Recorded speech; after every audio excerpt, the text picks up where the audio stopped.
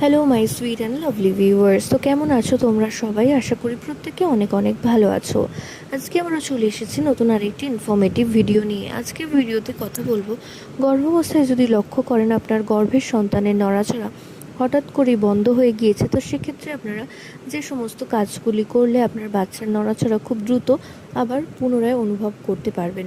প্রথমে বলি, গর্ভাবস্থায় গর্ভবতী মহিলাদের এই ধরনের সমস্যা কেন সম্মুখীন হতে হয়। অনেক ক্ষেত্রে বেবির মুভমেন্টের কারণে একজন গর্ভবতী মা সারা রাত প্রায় ঘুমাতে পারেন না, যার কারণে তার সারাদিনের ক্লান্তিবোধ এবং তার সাথে সাথে যে সমস্ত গর্ভবতী মহিলারা অতিরিক্ত মাত্রায় পরিশ্রম করেন তাদের ক্ষেত্রেও কিন্তু বাচ্চার মুভমেন্ট অনেক ক্ষেত্রে কম বোঝা যেতে পারে।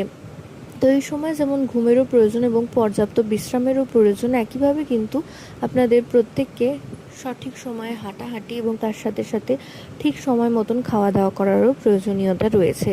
তো গর্ভাবস্থায় অনেক সময় গর্ভবতী মহিলারা বাচ্চার নড়াচড়া অনেক ক্ষেত্রে কম অনুভব করতে শুরু করেন। তো যদি দেখেন বাচ্চার নড়াচড়া বন্ধ করে দিয়েছে, তো এই প্রসেসগুলো আপনারা কিন্তু অবশ্যই ট্রাই করে দেখতে পারেন। নাম্বার 1, এই সময় আপনারা ঠান্ডা জাতীয় জিনিস খেতে পারেন, আইসক্রিম বা ঠান্ডা জল খেয়ে দেখতে পারেন, তা কিছুক্ষণ পরে বেবি মুভমেন্ট করা আবার শুরু করে দেয়। দ্বিতীয়ত, ভারী খাবার খেয়ে বাম দিকে কাত হয়ে শোয়ার চেষ্টা করুন। এক্ষেত্রেও আপনারা কিন্তু আপনাদের বাচ্চা যদি মুভমেন্ট করা একদম বন্ধ করে দিয়ে থাকে, আপনার সাময়িক এই বিশ্রামের কারণে কিন্তু বাচ্চার মুভমেন্ট আবার পুনরায় বুঝতে শুরু করতে পারেন। মিষ্টি জাতীয় খাবার খেয়ে কিছুক্ষণ বিশ্রাম নিন। আপনারা যদি দেখেন মিষ্টি জাতীয় খাবার খাচ্ছেন এবং তারপরেও কিন্তু আপনারা কিন্তু লক্ষ্য করবেন যে বাচ্চার মুভমেন্ট পুনরায় কিন্তু শুরু হয়ে গিয়েছে। এছাড়াও বাড়ির কাউকে বলুন পেটে হালকা হাতে মালিশ করে দিতে। কোনো রকম সরিষার তেল বা কোনো অয়েল বা অ্যালোভেরা জেল দিয়ে হালকা হাতে আপনার পেটে মালিশ করতে বলুন। এক্ষেত্রে বাচ্চার ক্লান্তি বোধ করলে তার কিছুটা আরাম লাগতে পারে।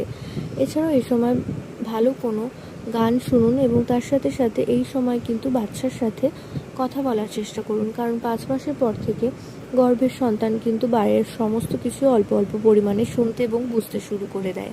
তো অবশ্যই এই প্রসিডিওরগুলো ট্রাই করে দেখতে পারেন যদি আপনার বাচ্চার মুভমেন্ট একদম কমে গিয়ে থাকে। তারপরেও যদি দেখেন বাচ্চার মুভমেন্ট একদমই করছে না, 5-6 ঘন্টার বেশি বা 12 ঘন্টার বেশি সময় অতিক্রম করে গিয়েছে, তো সেক্ষেত্রে অবশ্যই চিকিৎসকের পরামর্শ নিতে হবে, কারণ অতিরিক্ত সময় যদি বাচ্চা মুভমেন্ট করা বন্ধ করে দিয়ে থাকে সেটা কিন্তু ভয়ের কোনো কারণও হতে পারে। এবং এটা যদি আপনার 3rd ট্রাইমেস্টার হয়, তো সেক্ষেত্রে বাচ্চার মুভমেন্ট যদি এত সময় বন্ধ থাকে সেটা কিন্তু অবশ্যই চিন্তার বিষয়। তাই অবশ্যই দেরি না করে অবিলম্বে চিকিৎসকের সাথে পরামর্শ করুন, হয়তো বা আপনার ডেলিভারির সময় এসে গিয়েছে। প্রত্যেকে ভালো থাকুন, সুস্থ থাকুন এবং আরও এই ধরনের ভিডিও পেতে চ্যানেলটিকে ফলো করে রাখুন। যারা ইউটিউব থেকে দেখছেন তারা অবশ্যই সাবস্ক্রাইব করে রাখুন।